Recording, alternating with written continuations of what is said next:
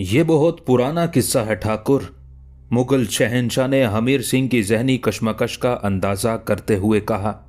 मैं आज से 25 साल पहले समरकंदो फरगाना के एक माजूल और खाना बदोश हुक्मरान की हैसियत से हजरत मूसा आशिका रहमतुल्लाह अलैह की बारगाह जलाल में हाजिर हुआ था।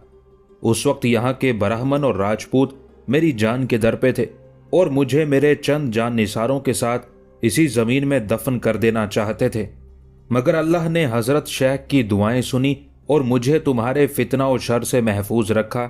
ये कहते कहते अचानक बाबर उदास हो गया था। वो मर्दे रोशन जमीर जो कुछ दिन पहले तुम नादानों और नाबिनाओं के दरमियान से उठकर चला गया, उसी बरगुज़ीदा इंसान ने मुझसे वादा लिया था कि जब मैं इस सरजमीन पर कुदरत इख्तियार हासिल कर लूँ तो इसी जगह खाना खुदा की बुनियाद रखूँ और उसकी दीवारों को इस हद तक बुलंद करूँ कि दूर दूर से उसके रोशन मीनार नजर आए। आज मैं उसी अहद की तकमील के लिए यहाँ आया हूँ। ठाकुर हमीर सिंह ने शहंशाह ज़हीरुद्दीन बाबर की बातों को गौर से सुना और फिर बहुत आहिस्ता से बोला, लेकिन मस्जिद की तामीर से मेरी बेवा बहन शकुंतला और यतीम भांजे का क्या ताल्लुक है? ठाकुर के लहजे की हैरत बरकरार थी। क्या इन दोनों ने आपके सिपाहियों के साथ गुस्ताखी की है या मस्जिद की तामीर पर कोई एतराज किया है? हमीर सिंह बड़ी होशियारी से बात बदलने की कोशिश कर रहा था। जब बाबर ने माजी का जिक्र छेड़ा तो एक एक मंजर ठाकुर की आंखों के सामने उभर आया और फिर उसे खतरा पैदा हुआ कि कहीं मुगल शहंशाह उस बस्ती के लोगों से शदीद इंतकाम लेकर उन्हें तबाहो बर्बाद ना कर डाले। ठाकुर, तू बहुत खुदगरज और होशियार इंसान है, बाबर ने तहकीर आमेज मुस्कुराहट के साथ कहा। जब तेरे अपने खूनी रिश्तों पर आंच आई तो मेरे हजूर फरियाद करने चला आया, मगर जब मैंने उन दरवेशों का जिक्र छेड़ा जो बरसों तेरी कौम के मजालिम का शिकार रहे हैं तो तू इस तरह अनजान बन गया कि जैसे तू इस बस्ती का रहने वाला ही नहीं है। यकायक बाबर के लहजे की गरज कुछ और तेज हो गई थी। आखिर में इन मासूम और बेजरर इंसानों पर तोड़ी जाने वाली कयामतों का हिसाब किससे तलब करूं? यह कहकर मुगल शहंशाह ने उन तमाम राजपूतों पर एक उचटती सी नजर डाली जो ठाकुर हमीर सिंह के हमरा आए थे। बाबर का सवाल सुनकर ठाकुरों के चेहरे पर हवाइयां उड़ने लगी। पानीपत की जंग शुरू होने से पहले अयोध्या के ब्राह्मणों और राजपूतों ने मुगल हमलावर के बारे में कुछ तसव्वुराती खाके बनाए थे कि सुल्तान इब्राहिम लोदी और राजा बिक्रमाजीत जैसे ताकतवर हुक्मरानों को उनके इलाकों में ललकारने वाला चंगेजो हलाकू और अमीर तैमूर का वारिस कोई तुंद मिजाज और दुरुस्त खू ताले आजमा होगा जिसके चेहरे पर वहशतो दरिंदगी बरस रही होगी। मगर जब बाबर उनके रूबरू आया तो देखने वालों की आंखें फरते हैरत से पत्थरा कर रह गईं।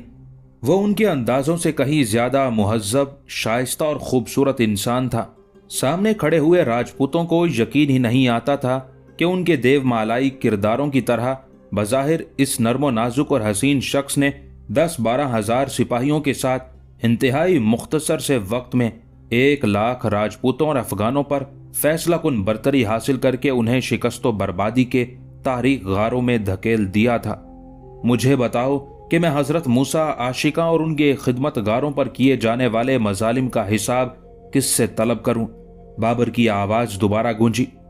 ठाकुर हमीर सिंह और दूसरे राजपूतों ने गर्दनें झुका ली। है तुम में ऐसा कोई सूरमा जो अपने गुनाहों का खुलेआम एतराफ करे? मुगल शहंशाह ने तीसरी बार पुकार कर कहा। कौन है वो जवां मर्द जो अपने आप को मुहासबे के लिए मेरे सामने पेश करे? राजपूतों के सर बदस्तूर झुके हुए थे और उनकी सफों पर मुकम्मल सकूत छाया हुआ था। कोई नहीं। मुख्तसर सी खामोशी के बाद बाबर ने खुद ही अपने सवाल का जवाब देते हुए कहा, और कोई हो भी नहीं सकता कि इंसानों की अक्सरियत ताकत के आगे सर झुकाने की आदी है। कमजोरों के सामने खम होना बड़े हौसले की बात है और वो हौसला तुम लोगों में नहीं। राजपूत मुगल शहंशाह की उस तानाजनी को भी बर्दाश्त कर गए कि राजा बिक्रमाजीत की शिकस्त ने उनकी पेशानियों और गर्दनों के सारे बल निकाल दिए थे। फिर तुम क्या सोचकर इन दरवेशों की दिल आजारी किया करते थे? बाबर के लहजे में वही तपिश थी। क्या तुम समझते थे कि वक्त की गर्दिश का एक ही अंदाज रहेगा और तुम्हारी मनमानियों का सूरज एक ही जाविये से चमकेगा और मजबूरियों की ठिठरी हुई रात तुम पर कभी मुसल्लत नहीं होगी?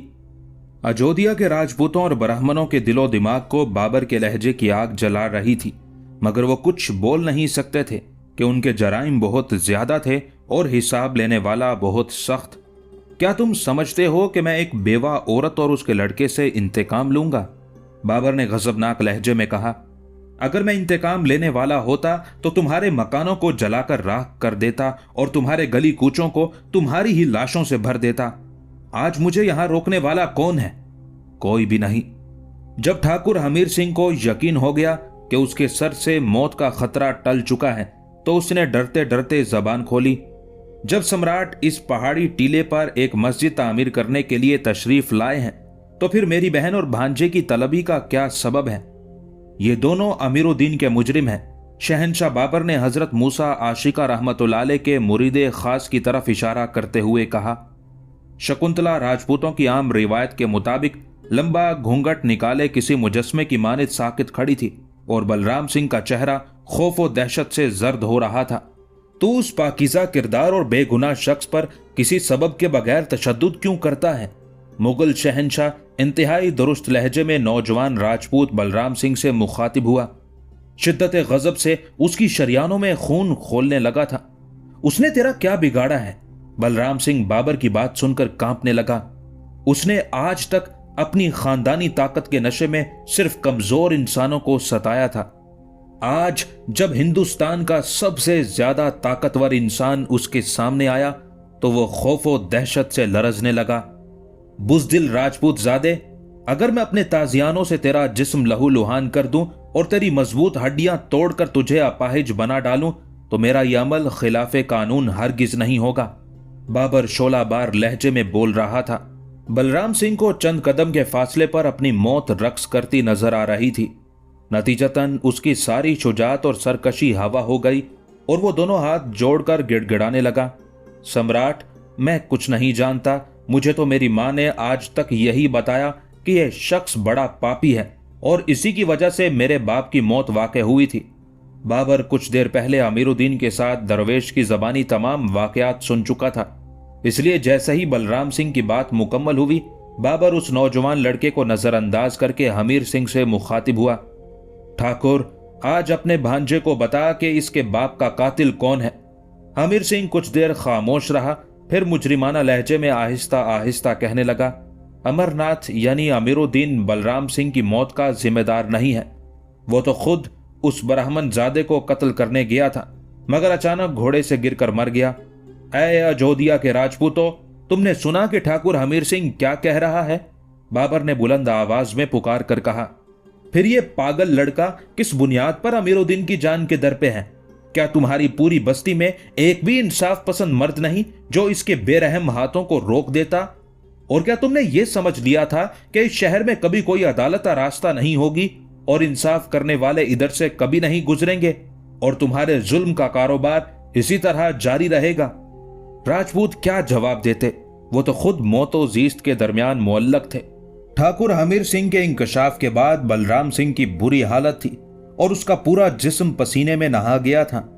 मैं तो आज तक माता जी के दूध का हक अदा करता रहा हूं।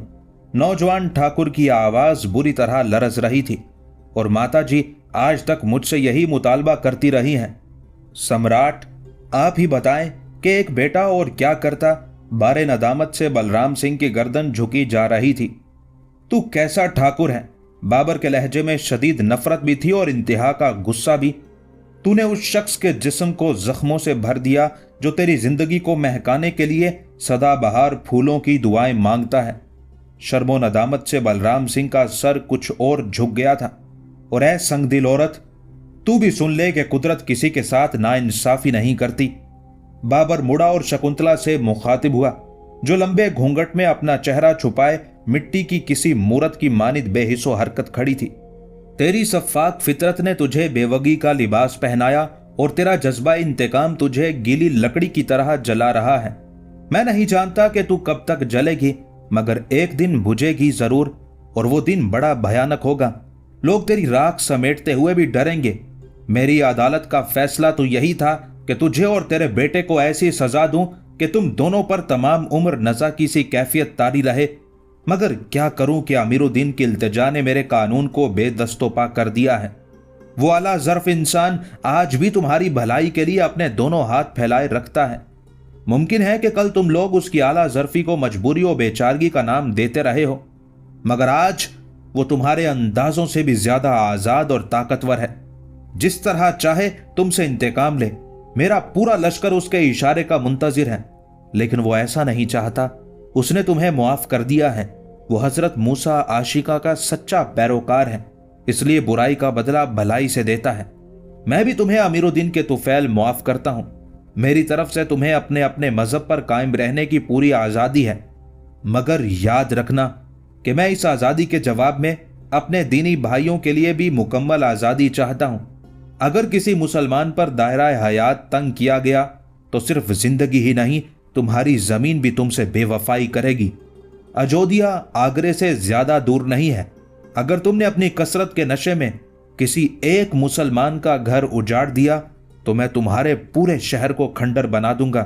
राजपूत डरे सहमे वापस चले गए थे और अमीरुद्दीन ने अपने दुश्मनों को नई जिंदगी बख्श दी थी।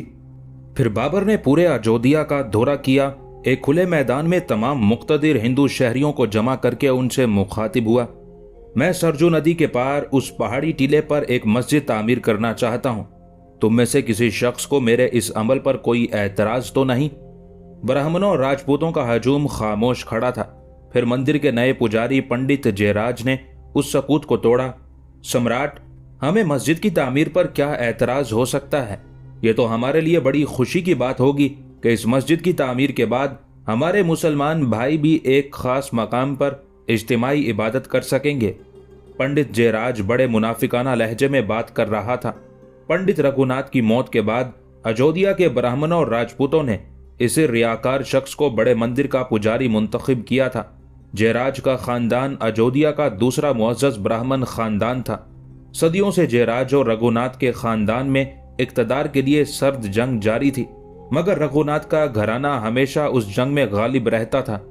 आखिर कई 100 साल की कशमकश के बाद जयराज की ख्वाहिश पूरी हुई और वो बड़े मंदिर के मंच पर पुजारी की हैसियत से नमूदार हुआ।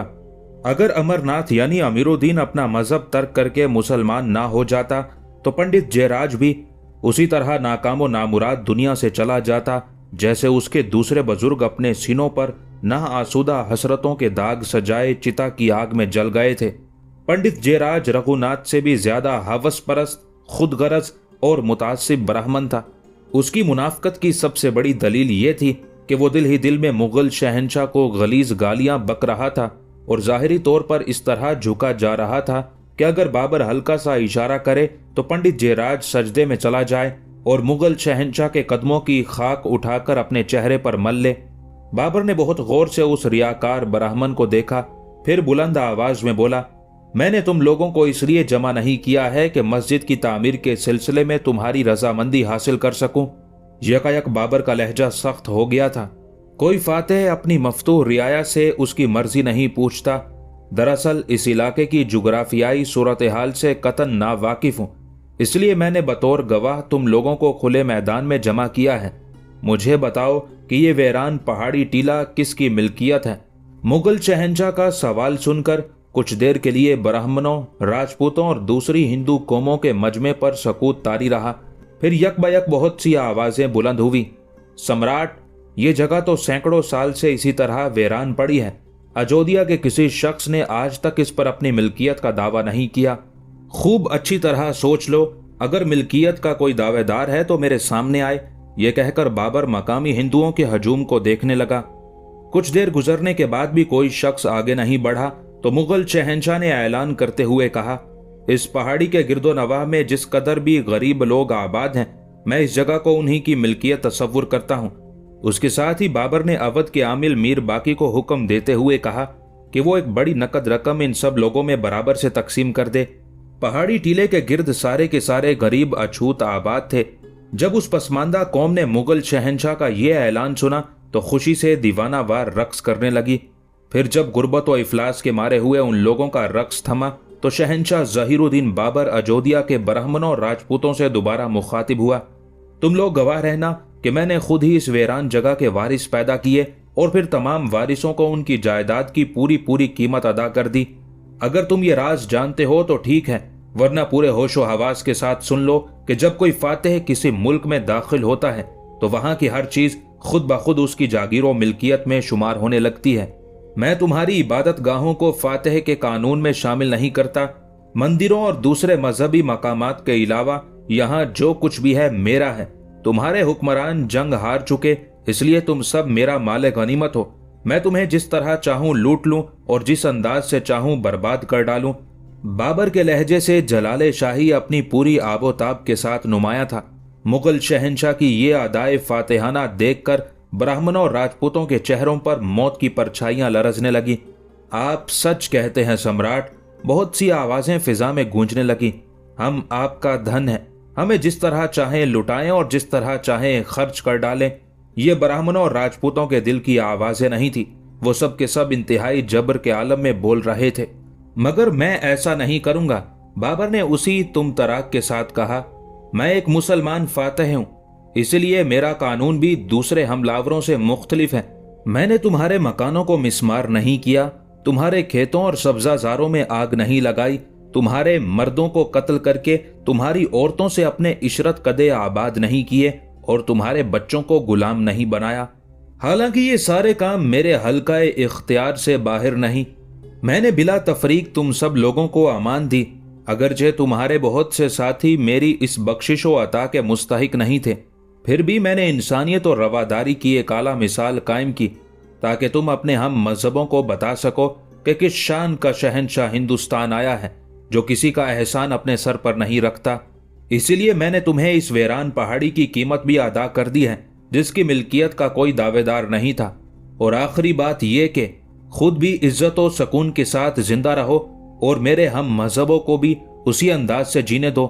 किसी शोरिश पसंद से दोस्ती ना करना कि ऐसे लोग बारगाहे शाही में मातूब करार दे दिए जाते हैं।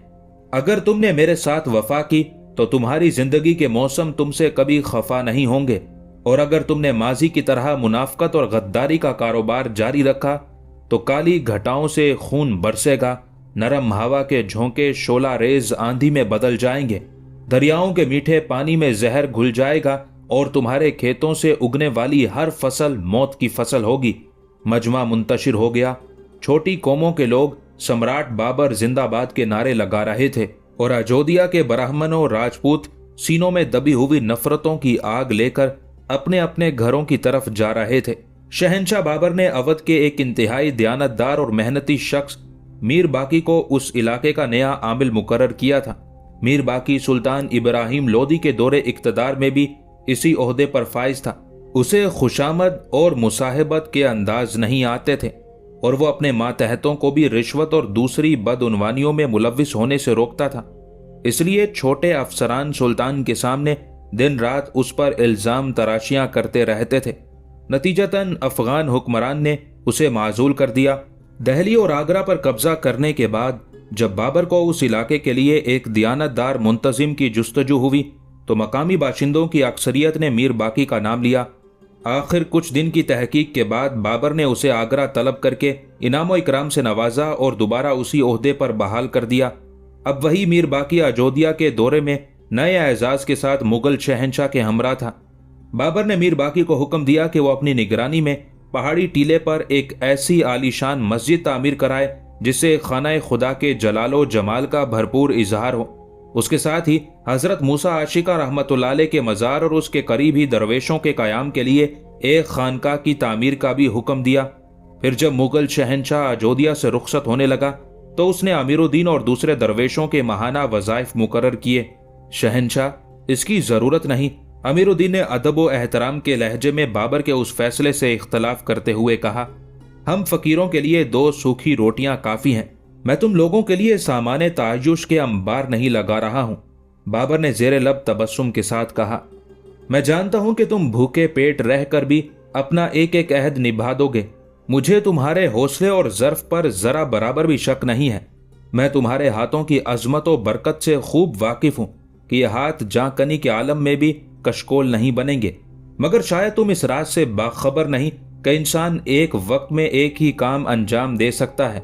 मुझे बताने वालों ने बताया है कि तुम 2 रोटियां हासिल करने के लिए दिन रात मेहनत करते हो, फिर दीनी कामों और रियाजतों के लिए वक्त कहां से लाओगे? अपनी कमजोर जानों पर हद से ज्यादा बार डालोगे, अंजामकार वक्त से पहले थक कर मर जाओगे या फिर बीमार होकर खाक का बिस्तर पकड़ लोगे। फिर उस हालत में तुम अपने फराइज किस तरह अंजाम दोगे? बाबर की बातें सुनकर अमीरुद्दीन और उसके तमाम साथी दरवेश हैरत ज़दा थे। अगरचे सुल्तान सिकंदर लोदी भी एक शरीफुन नफ्स हुक्मरान था, लेकिन उसने भी इस तरह दरवेशों की खबरगिरी नहीं की थी। तुम्हारे जिम्मे इतने काम हैं कि तुम्हें अपनी जात की तरफ देखने की फुर्सत ही कब मिलती है।